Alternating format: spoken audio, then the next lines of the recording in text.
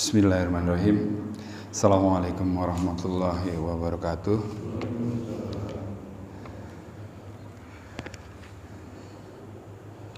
Alhamdulillahirabbil alamin wassalatu wassalamu ala asyrofil anbiya'i wal mursalin wa ala alihi washabihi ajmain. Amma ba'du. Rabbi sholli sadri wa yassir li amri wa hlul 'uqdatam min lisani yafqahu qawli. Segala puji dan syukur kita panjatkan kehadirat Allah Subhanahu wa taala atas segala nikmat dan karunia-Nya, yaitu nikmat iman, nikmat Islam dan nikmat sehat, sehingga kita dapat berkumpul kembali di tempat yang mulia ini untuk melaksanakan kewajiban kita salat subuh berjamaah. Tak lupa kita ucapkan salawat dan salam kepada junjungan kita Nabi besar Muhammad SAW serta keluarga dan sahabatnya yang insya Allah akan sampai pada kita. Dan pada yaumil akhir nanti kita termasuk umatnya yang akan mendapat syafaatnya darinya. Amin, amin ya rabbal alamin.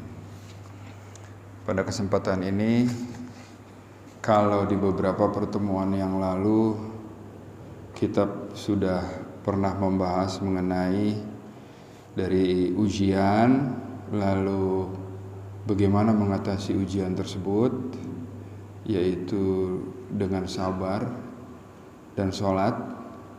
Lalu setelah kita sabar, kita ngapain? Kita ikhtiar. Nah, setelah ikhtiar kita ngapain? Setelah ikhtiar kita tawakal. Ya, jadi yang saya mau sharing pada kesempatan saat ini adalah tawakal, bagaimana mensikapi keadaan setelah kita berikhtiar. Jadi tahukah kita bahwa di negeri yang penduduknya terkenal dengan orang-orang yang workaholic, ya, atau mempunyai komitmen yang tinggi untuk bekerja sekalipun dalam satu kondisi yang terbatas, gitu ya. Seperti kita lihat orang-orang Jepang ternyata memiliki 25.000 gelandangan. Kita kan nggak pernah tahu ya.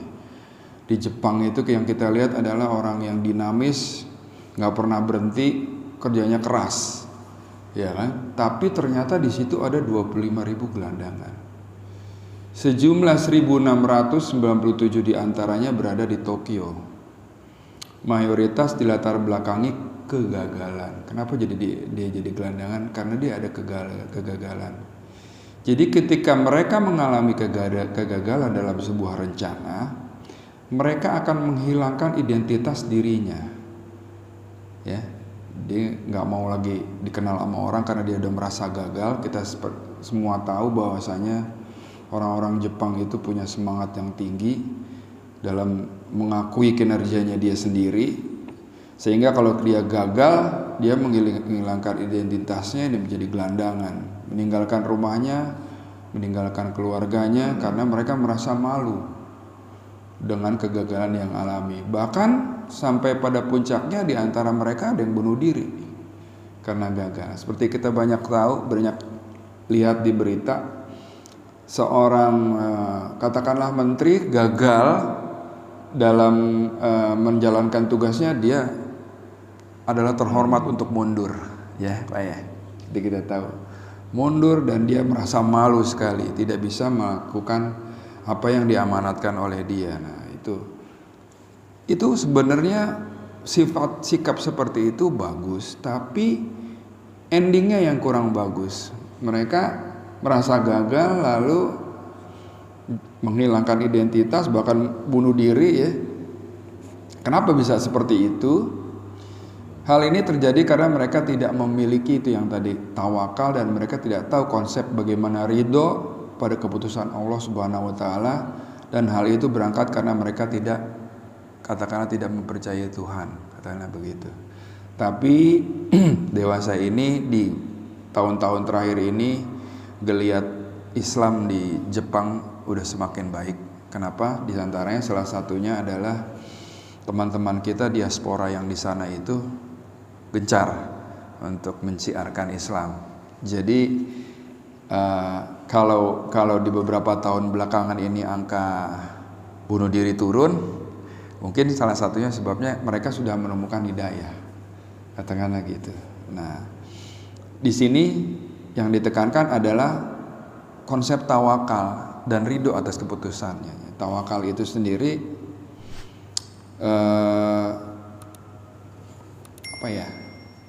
menserahkan keputusannya kepada Allah Subhanahu wa taala. Gampangnya begitu. Nah, coba kita lihat. Kalau kita mempunyai rencana sesuatu, maka tawakalkanlah rencana tersebut pada Allah dan ridho pada semua keputusan Allah setelah menyelesaikan rencana tersebut. Jadi sebagaimana penjelasan Syekhul Islam Ibnu Taimiyah radhiyallahu anhu, ketika seorang manusia memiliki rencana, maka di depannya ada takdir.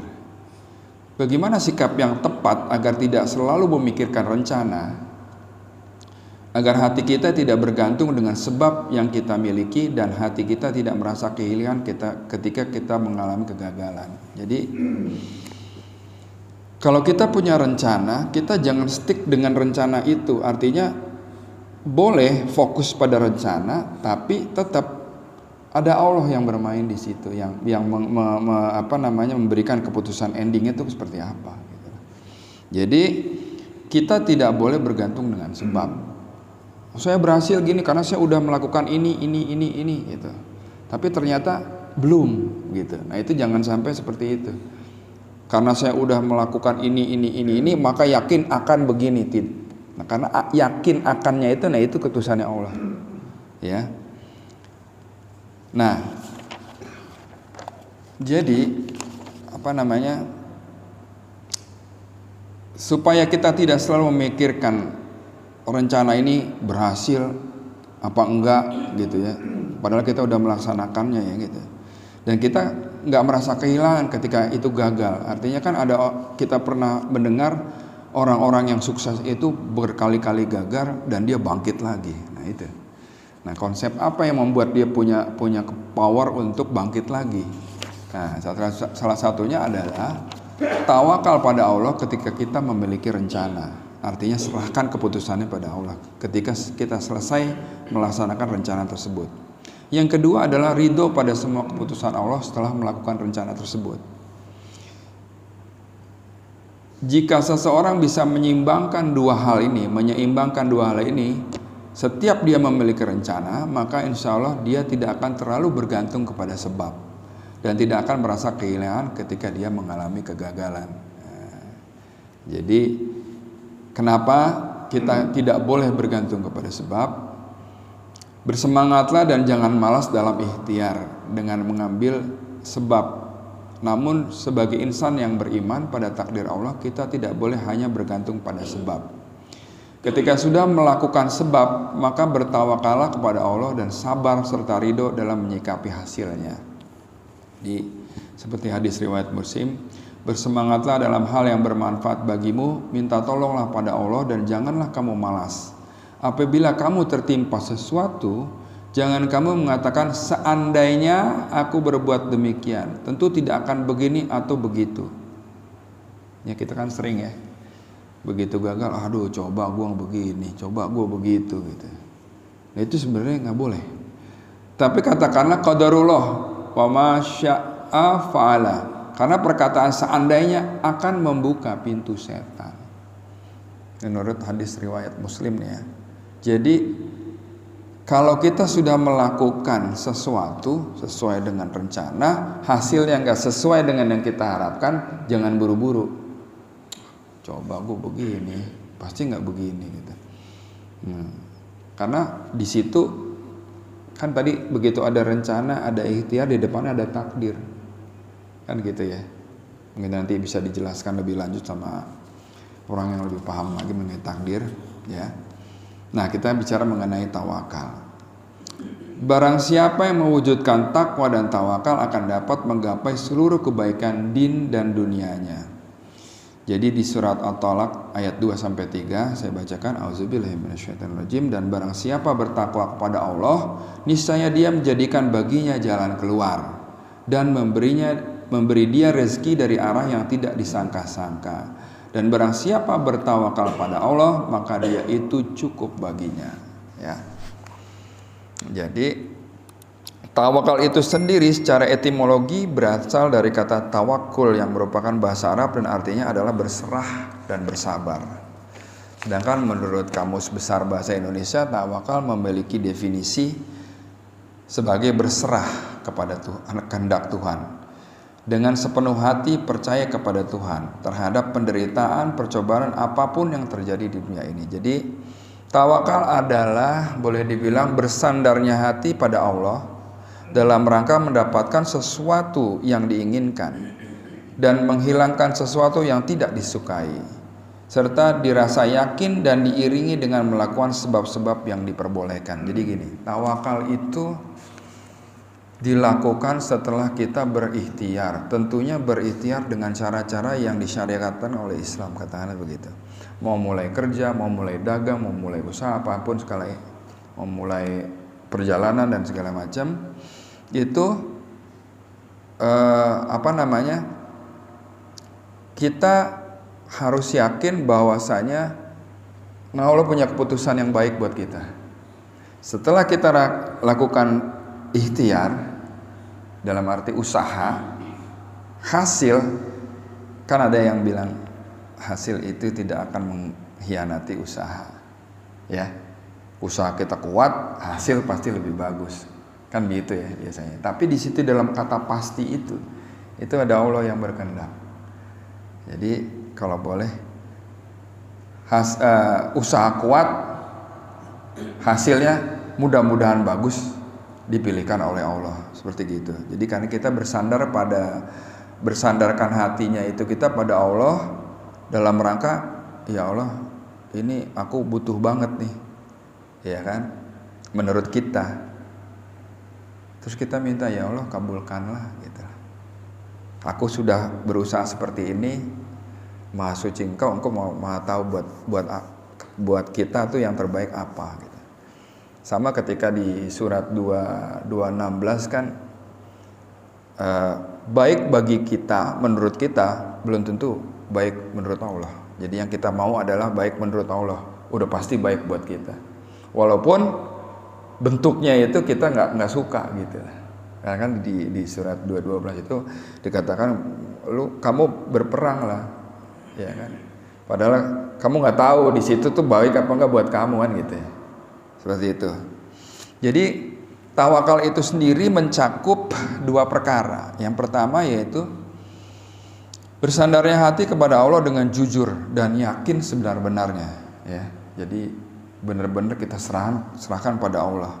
Yang kedua, harus disertai dengan mengambil sebab-sebab yang diperbolehkan oleh syariat untuk mencapai tujuan tersebut. Jadi gini, kalau udah berusaha, usahanya tentu dengan yang tadi sesuai dengan syariat Islam, jangan pakai melanggar. Katakanlah kita mau jualan sesuatu, tapi kita barengi usaha tersebut kan bagus ya, tapi kita barengi dengan tipu-tipu gitu, ya kan, dengan begini dengan begitu, sehingga barang kita laku terjual, katakanlah begitu. Itu nggak bisa.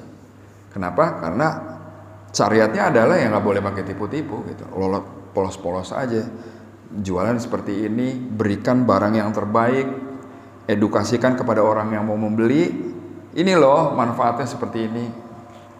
Katakanlah kayak kita jualan madu, kita tahu produk knowledge-nya nih, ya kan? Ini madu bagus buat ini gitu. Kalau memang enggak, terus kita bilang, itu kan ada tipu di situ, ada bohong di situ. Makanya perlu pembuktian. Salah satunya apa? Jualan madu akrab, ada nih buktinya, bukti labnya, bahwa ini adalah madu asli, katanya begitu. Jadi sebabnya adalah sebab kita berjualan dengan cara yang paling benar. Nih jualan madu, lo bilang tuh madu asli apa enggak? Nih ada ininya hasil labnya, udah beres gitu. Terus kalau dia bilang, oh ini hasilnya ini, ya kita belum nyoba, kita nggak bisa cerita. Ya kan? Kalau misalnya ada orang yang sudah mencoba dan kita ceritakan kepada yang lain, kita bilang, menurut kawan saya yang sudah pernah mencoba, dia hasilnya seperti ini. Nah, itu bisa. Jadi ada sebab-sebab, jangan sampai kita campurin kegiatan yang bagus kita dengan yang tidak baik.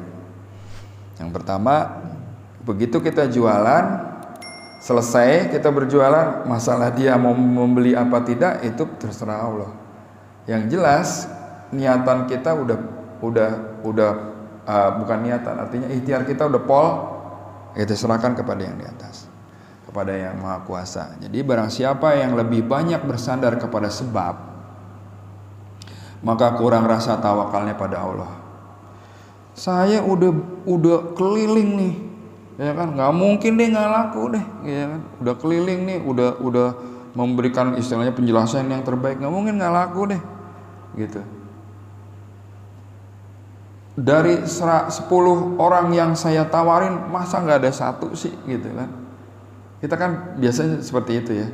Boleh seperti itu, tapi tetap ya Allah, mudah-mudahan dari 10 yang kita tawarkan ini ada satu atau bahkan 10-10-nya beli, gitu.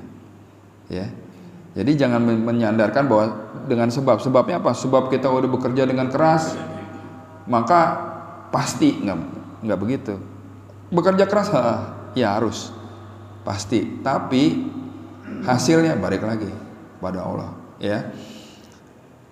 Jadi barang siapa yang lebih banyak bersandar kepada sebab, maka kurang rasa tawakalnya pada Allah dan telah menafikan penjagaan Allah. Seolah-olah dia menjadikan sebab semata sebagai sandaran yang menyebabkan terjadi sesuatu yang dia inginkan atau menghilangkan sesuatu yang tidak dia sukai. Nih, saya berhasil jualan handphone nih. Kenapa? Karena saya punya relasi banyak, saya menawarkan lebih, saya gitu. Dia menyandarkan kepada usahanya dia, padahal di situ ada campur tangannya Allah, gitu. Maksudnya seperti itu. Sebaliknya, barang siapa yang hanya bersandar kepada Allah namun tidak disertai usaha mengambil sebab, berarti telah mencela hikmah Allah Ta'ala, karena hanya Allah yang menjadikan segala sesuatu dengan sebab. Jadi kalau kita tawakal aja kagak pakai usaha, salah juga, gitu. Usahanya sampai pol dulu, gitu. Baru kita tawakal, serahin pada Allah. Saya pernah dapat masukan dari Pak Rohmat, kalau Anda kepingin misalnya mendapatkan sesuatu, katakanlah misalnya mendapat uang yang banyak dari hasil kerja tapi nggak pakai kerja gitu, sama juga lu nyuruh Allah, katanya. Ya nggak bisa begitu, gitu. Ya, jadi tawakal aja tanpa usaha nggak bisa. Usaha aja nggak pakai tawakal, sombong, gitu Pak, kira-kira. Dari Umar bin Khattab dan dari Nabi SAW bersabda, jikalau kalian bertawakal kepada Allah dengan sebenarnya, niscaya Allah akan memberikan rizki kepada kalian seperti seekor burung. Pagi-pagi ia pergi dalam keadaan lapar dan pulang sore hari dalam keadaan kenyang. Hadis riwayat At-Tirmizi. Ya. Jadi jikalau kita bertawakal kepada Allah, sebenarnya niscaya Allah akan memberikan rezeki kita. Kalau kita yakin hari ini kita keluar untuk menjemput rezeki dengan caranya yang disarankan, artinya disarankan oleh Allah, oh begini kamu caranya terbaik, insya Allah sore hari kita pasti ada hasil, ya, apapun itu usaha kita. Lalu manfaat tawakal sendiri apa? Yang pertama adalah mendapatkan kemudahan dunia dan akhirat. Manfaat pertama dari bersikap tawakal adalah mendapat kemudahan dunia maupun akhirat. Bagi umat muslim, sikap tawakal membantunya untuk ikhlas dan selalu mensyukuri apa yang diberi Allah kepadanya, sehingga hati dan pikiran selalu tenang dan tidak mudah berkeluh kesah terhadap segala masalah dalam hidupnya. Sikap ini membuatnya tetap menjadi pribadi yang jujur, pekerja keras, dan sikap positif lainnya yang ganjarannya tentu surga. Jadi pertama adalah mendapat kemudahan dunia dan akhirat. Tawakal itu. Yang kedua adalah tegar menghadapi cobaan. Dalam hidup dijamin pasti menghadapi banyak ujian. Misalnya kehilangan orang tua, kehilangan anak, usaha bangkrut, jatuh miskin dan lain sebagainya, sakit dan lain sebagainya. Segala masalah dalam hidup bisa dikatakan sebagai ujian. Jika tidak ditawakal, dijamin akan mengeluh dan melakukan perbuatan dosa. Misalnya saat jatuh miskin akan berpikir untuk menjadi pencuri, saat stres akan pergi ke klub malam dan lain sebagainya, dugem dan lain sebagainya. Lain halnya jika kita bertawakal kepada Allah, dijamin akan bersabar dan yakin semua ujian ada hasilnya. Jadi tidak pernah terbesit sedikit pun untuk melakukan dosa. Jadi bedanya tawakal sama nggak tawakal adalah kita bisa tegar ngadapin ujian. Yang ketiga, menumbuhkan kemandirian dan kedewasaan. Jadi sikap tawakal sudah menjadi sikap dan sifat dan sikap sekaligus watak. Maka seorang akan lebih dewasa dan mandiri, tidak pernah bergantung pada orang lain selain kepada Allah Subhanahu wa taala. Dan selalu berusaha untuk meraih mimpinya dengan usahanya sendiri. Yang keempat adalah pantang menyerah. Jadi manfaat tawakal yang keempat adalah pantang menyerah. Masalah itu pasti ada, ya kan? Kita mau nggak mau we have to face it. Kita harus menghadapinya. Hadapilah dengan cara yang terbaik. Dan ketika kita tahu bahwa kita sudah menyerahkan semuanya pada Allah, kita bertawakal, kita tahu ini pasti ada endingnya. Mudah-mudahan endingnya bagus. Endingnya adalah ending terbaik yang dipilih oleh Allah. Karena sejatinya ujian itu, apapun itu adalah rasa sayang dan cintanya Allah pada kita. Bahwasanya manusia di dalam Quran sendiri dijelaskan bahwasanya manusia tidak dikatakan beriman kalau dia itu belum dicoba, belum diuji. Ya, oke. Kalau tadi dua item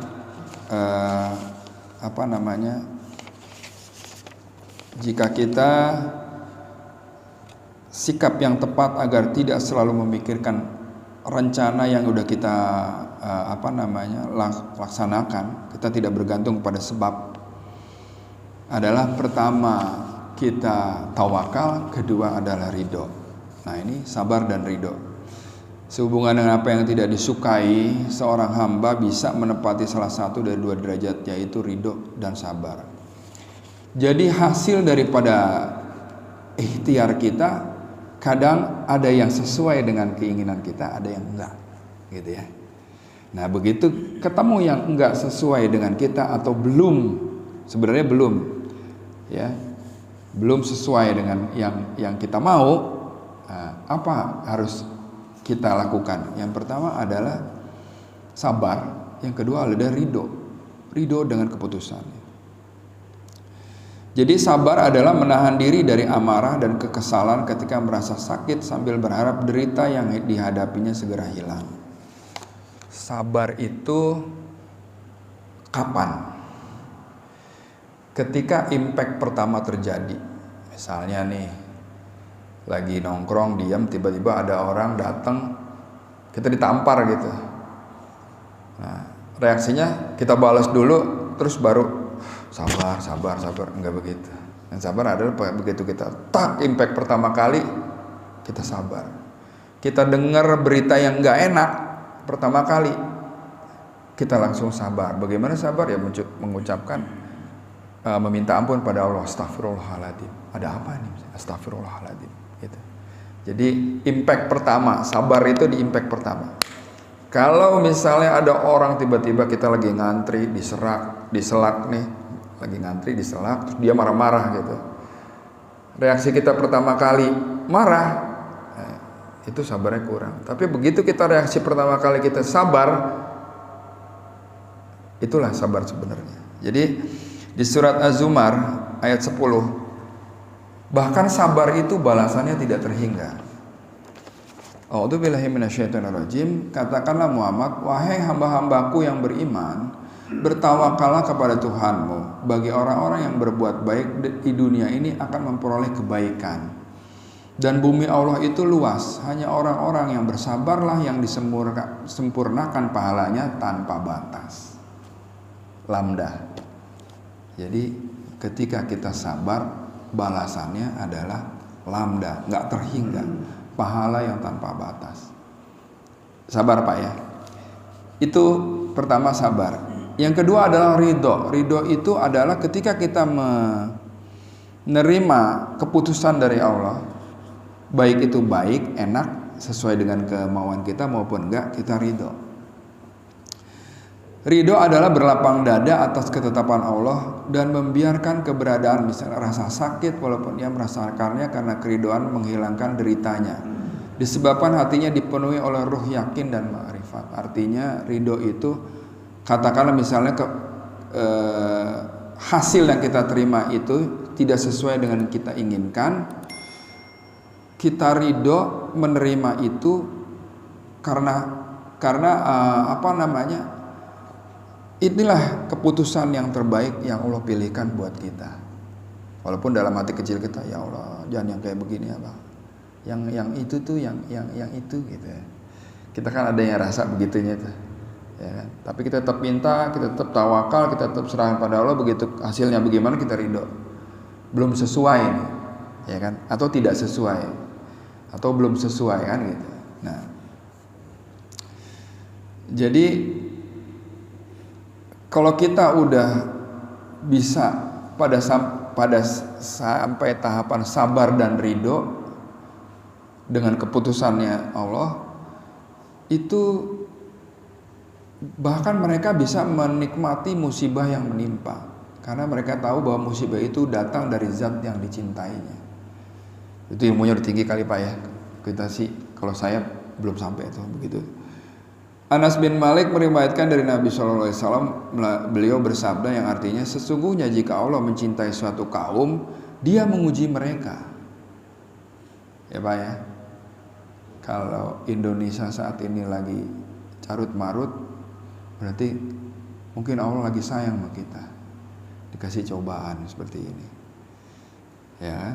Barang siapa yang ridho, niscaya ia akan mendapatkan ridhonya. Barang siapa kesal dan benci, niscaya ia akan mendapatkan murkanya. Hadis riwayat At-Tirmizi. Ibnu Mas'ud berkata, sesungguhnya Allah menjadikan kesejahteraan dan kegembiraan pada yakin dan ridho, serta menjadikan kesusahan dan kesedihan pada keraguan, kekesalan dan kemurkaan. Artinya kita seharusnya memahami bahwa ridho itu adalah keputusan yang dipilihkan oleh Allah, ya, keputusan yang dipilihkan oleh Allah, kita ridho. Nah, keutamaan bersikap ridho adalah orang yang berhati ridho pada Allah memiliki sikap optimis, lapang dada, kosong hatinya dari dengki, selalu berprasangka baik, bahkan lebih dari itu ia senantiasa memandang baik, sempurna dan penuh hikmah. Ridho luar biasa keutamaannya. Memiliki sikap optimis, lapang dada, kosong hatinya dari dengki, selalu berprasangka baik, positive thinking, bahkan lebih dari itu ia senantiasa memandang baik, sempurna dan penuh hikmah. Ya, itu adalah keutamaan dari sikap ridho. Sementara ada ridho, 4 ridho yang diperintahkan dan 2 ridho yang dilarang. Sedikitnya Al-Quran dan hadis menyebutkan 4 hal ridho yang diperintahkan dan 2 ridho yang dilarang. Ridho yang diperintahkan itu apa aja? Yang pertama adalah ridho seseorang terhadap Allah sebagai Rabb-nya, agama Islam sebagai dinnya, dan Nabi Muhammad sebagai Rasulnya. Dari Abbas bin Abdul Muttalib, Rasulullah SAW bersabda, akan merasakan kelezatan iman orang yang ridho kepada Allah sebagai Rabb-nya dan Islam sebagai agamanya, serta Muhammad sebagai Nabi dan Rasulnya. Hadis riwayat Muslim. Ini kan kita sering baca ya. Wabitu billahi rabba wabil Muhammad, ya kan? Wabil Islami dina wabil Muhammadin nabiyya. Ya. Juga di surat Al-Mujadalah ayat 22. Ya, mereka yang ridho kepada Allah, maka Allah pun meridhoi mereka. Itu ridho pertama yang yang diperintahkan. Yang kedua, ridho orang tua kepada anaknya. Ridho Allah Subhanahu wa taala bergantung pada ridho orang tua, sesuai sabda Rasulullah, ridho Allah Subhanahu wa taala tergantung kepada keridhaan orang tua, dan murka Allah tergantung kepada kemurkaan orang tua. Hadis riwayat Bukhari, Ibnu Hibban, Tirmizi dan Hakim. Yang pertama, ridho Allah Tuhan kita, Islam agama kita, Muhammad adalah Nabi Muhammad adalah Rasul kita. Kedua, ridho orang tua kepada anaknya. Yang ketiga, ridho suami kepada istrinya.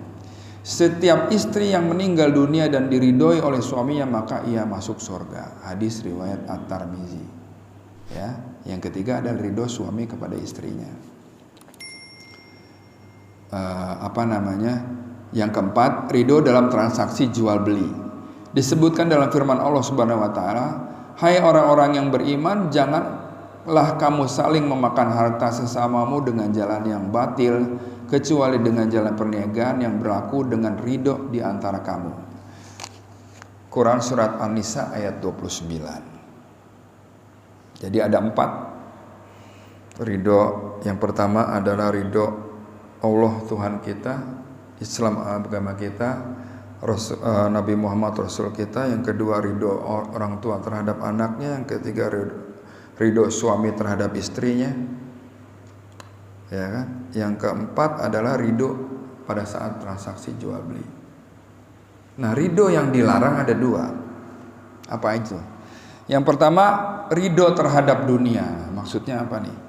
Sesungguhnya orang-orang yang tidak mengharapkan atau tidak percaya akan bertemuan dengan kami dan merasa ridho dengan kehidupan dunia serta merasa tentram dengan kehidupan itu, dan orang-orang yang melalaikan ayat-ayat kami, mereka itu di tempatnya di neraka karena apa yang telah mereka lakukan. Quran surat Yunus ayat 7 dan 8. Jadi ridho terhadap dunia itu boleh dibilang hubud dunia, cinta sama dunia, terus dia tidak mengharapkan pertemuannya dengan Allah. Ya, itu ridho yang dilarang. Yang kedua, ridho bersama-sama orang yang menyelisihi Nabi. Konteks saat ini adalah menyelisih dan meninggalkan sunnah Nabi SAW. Balasannya ada Allah Subhanahu wa taala akan mengunci hati mereka dari kebenaran. Kita bisa lihat surat At-Taubah ayat 93. Ya, sudah selayaknya setiap mukmin berusaha mengamalkan ridho yang diperintahkan. Allah memuliakan status orang-orang yang ridho dengan surga. Jadi ridho yang dilarang yang kedua adalah ridho bersama-sama orang yang menyelisih Nabi.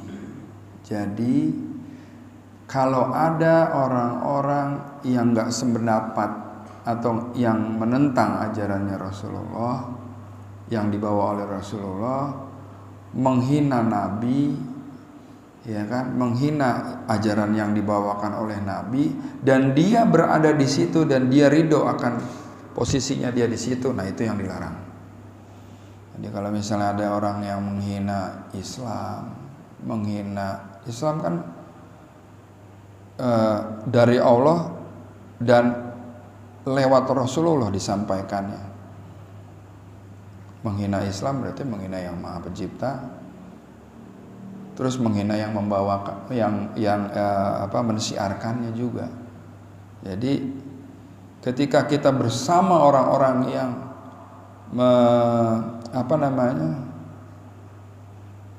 mencela Nabi, istilahnya bikin rusuh apa yang diajarkan oleh Rasulullah, ditentang habis-habisan, kita berada di situ, hati-hati aja, ya.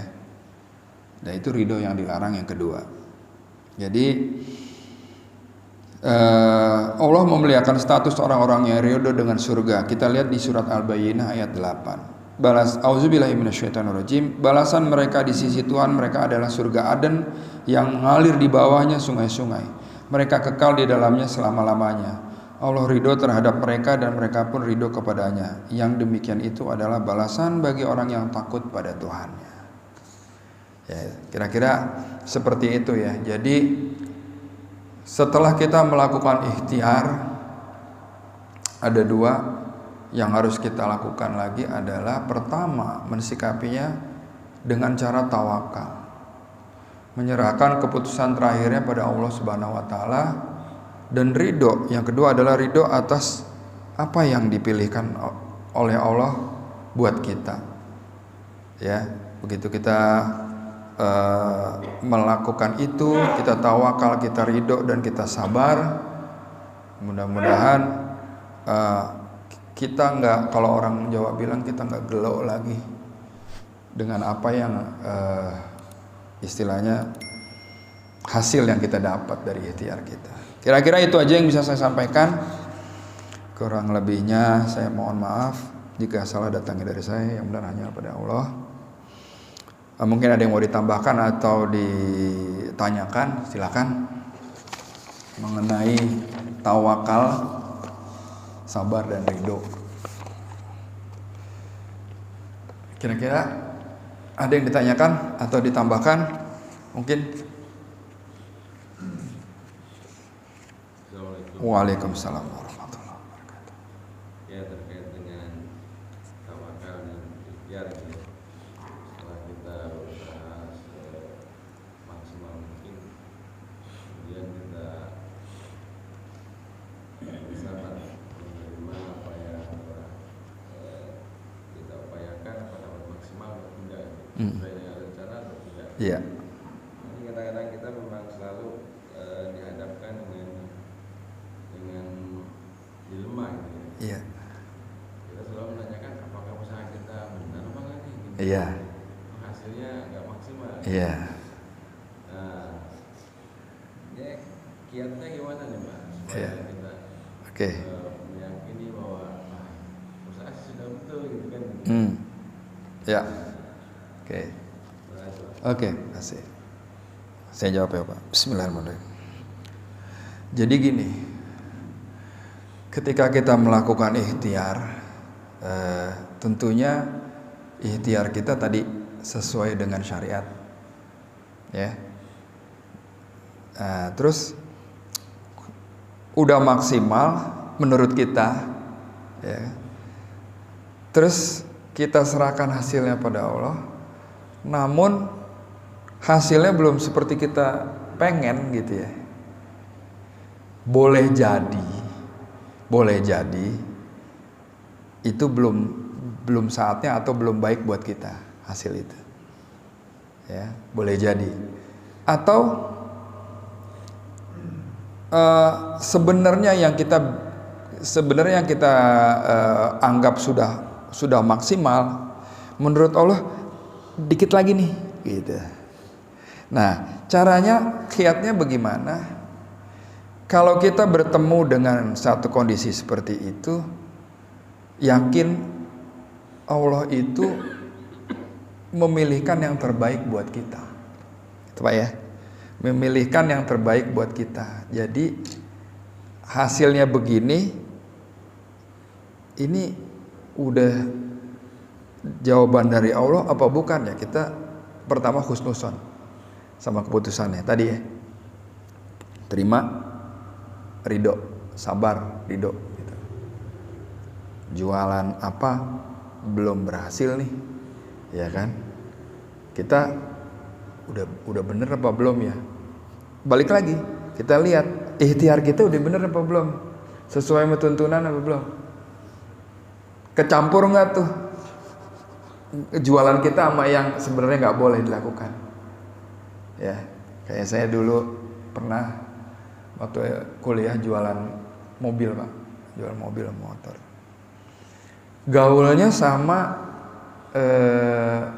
maklar. Ya Bapak tahu sendiri dah, maklar kan. Oh ini barang begini nih. Oh ini gini. Terus dia kalau nawar barang kita, kita direndah-rendahin barang kita. Ya kan. Waktu saya jualan mobil, ini orang begini amat kayaknya. Kalau nggak mau beli nggak apa-apa deh, ya kan. Tapi barang kita jangan direndah-rendahin untuk mendapatkan harga yang dia mau gitu. Nah kalau berjual beli udah disisipin sama yang begitu, saya bisa lihat hasilnya kurang maksimal Pak, ya. gitu. Nah saat itu saya jualan mobil sama kakak saya sebutin apa, ini kurangnya ini begini. Kalau menurut para maklar itu jangan lo omongin yang kayak begitu gitu. Terus misalnya ada keropos dikit gitu ditambal pakai aluminium foil terus dikasih di apa namanya di dempul. Iya kan? Saya pernah beli mobil yang keropos kayak gitu, Pak. Begitu disemprot pakai semprotan mobil ya, di waktu itu di bengkel tuh rontok, Pak. Nah, itu kan nyampurin yang bener, kita dagang kan bener, sama yang kelakuan kita yang kagak bener. Gitu. Maka hati-hati kalau kita lagi dagang juga, karena Rasulullah mengajarkannya begitu dia dagang, saya ambil segini harganya, ya kan, dari Saudi menuju Yaman misalnya gitu. Anda mau ngasih untung saya berapa? Kalau kita bisa berniaga kayak gitu luar biasa, gitu. Jadi kita lihat lagi, ikhtiarnya udah sesuai belum sama syariat gitu, jangan dicampurin. Ya, yang kedua, begitu sudah selesai ikhtiar, kita serahkan pada Allah. Begitu hasilnya belum seperti kita yang inginkan, boleh jadi belum, Pak. Ya, boleh jadi ya itu emang begitu. Jatah lu tuh segitu misalnya gitu. Kenapa? Karena kalau saya lebihin, kata Allah, mabal lo. Ya, bisa aja gitu. Artinya apa? Kita berkhususon. Allah telah memberikan yang pasti, dia berikan yang terbaik buat kita gitu. Menurut Allah, bukan menurut kita. Biasanya kita dikasih sesuai yang kita butuhkan, bukan yang kita inginkan, kan biasanya gitu, Pak. Ya Allah, mudah-mudahan begini gini gitu. Pengen yang kecil, padahal Allah pengen ngasih yang gede gitu. Kenapa sih minta yang kecil? Aku mau ngasih yang gede kok gitu. Kadang gitu. Kadang minta yang gede dikasihnya kecil. Allah nggak sayang sama kita kali ini gitu. Kadang begitu ya ada. Nah tapi begitu ada orang yang beriman dan berpikir begitu nggak cak? Ini ada yang salah kali gue. Nah itu tanda-tanda orang yang imannya udah kuat, Pak. Dia selalu bermuhasabah. Jangan-jangan gue ada yang salah nih, gitu. Ya kan? Jangan-jangan ikhtiar gue kurang nih misalnya gitu, ya kan? Nah begitu kita rasa udah maksimal nih tapi hasilnya masih segitu aja, itu emang jatahnya emang segitu kali, Pak. Gitu. Jadi kita pertama jangan mencampuri hal yang baik kita dengan yang tidak baik sesuai syariat. Yang kedua kita serahkan kepada Allah, benar-benar kita serahkan, bersandar tadi. Yang ketiga itu tadi husnuzon aja sama keputusan Allah gitu. Nah makanya yang saya pernah beberapa orang yang saya lihat di YouTube yang benar-benar dia dari dasar gitu ya, dari OB, dari apa, sekarang jadi usaha besar ya, dia umumnya pertama ridho akan keputusannya. Ya udah, gue di sini. Tapi gue yakin kalau berusaha keras, Allah nggak menghilang-hilangkan apa yang aku usahakan. Begitu. Dan yang ketiga, yang terakhir nih, Pak. Kalau kita masih punya orang tua, kita minta doanya itu pada orang tua. Karena kalau kita masih punya emak sama bapak, apabila emak deh kita masih punya pintu sorga, Pak, masih kebuka. Itu benar-benar mujarab doanya. Saya benar-benar mengalami soalnya seperti itu. Minta doa sama emak kita. Emak kita kan nggak cuma emak kandung, ibu mertua juga, ya kan? Kita minta doa sama dia, udah Bismillah aja. Gitu. Kita rawat dia, kita istilahnya kan ada cerita gini. Jika kamu memperlakukan ibumu atau orang tuamu sebagai raja, maka Anda akan jadi raja, kata gitu. Ya kan? Artinya itu jangan dilangi-langi juga. Orang nyari pulang pergi pagi, pulang pagi lagi gitu loh.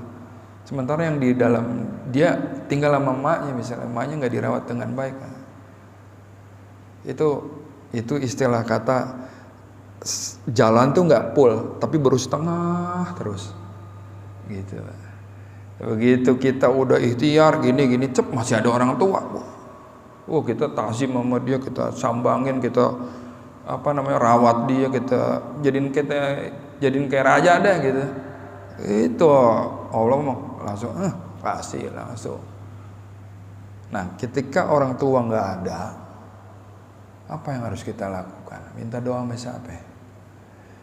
Kalau orang tua kita masih punya adik, masih punya kakak, ya, jadi paman-paman kita, sambangin Pak. Nggak ada salahnya minta doa sama dia, gitu. Jadi full, gitu. Sosok orang tua itu nggak tergantikan. Orang tua kan bisa orang tua kandung, bisa orang yang dituakan, bisa orang tua angkat, macam-macam. Ya, yang punya orang tua angkat bisa minta doa sama dia, gitu lah. Kira-kira gitu, Pak. Mudah-mudahan kita bisa menjalankan itu ya, insya Allah. Ada lagi? Ya. Waalaikumsalam warahmatullahi wabarakatuh. Ridho. Iya. Ada sebenarnya itu timbal balik Pak. Ya, jadi memang kalau kita bisa lihat, kalau nggak salah, kalau seandainya orang boleh menyembah orang, misalnya akan saya suruh istri nyembah suami, gitu ya. Kalau nggak salah Rasulullah pernah ngomong gitu. Artinya apa? Posisi suami itu istilahnya layer kedua, Pak, layer ketiga gitu. Setelah Allah, Rasul, ini suami nih. Orang tua, suami.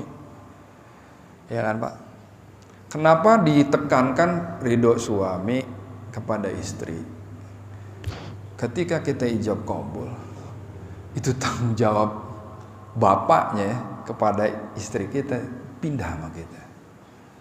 Ketika kita punya anak, tanggung jawab daripada anak itu sampai dia balik kita masih kita. Artinya apa? Tugas laki-laki nggak enteng Pak, berat. Anaknya dosa, yang nanggung bapaknya. Gitu.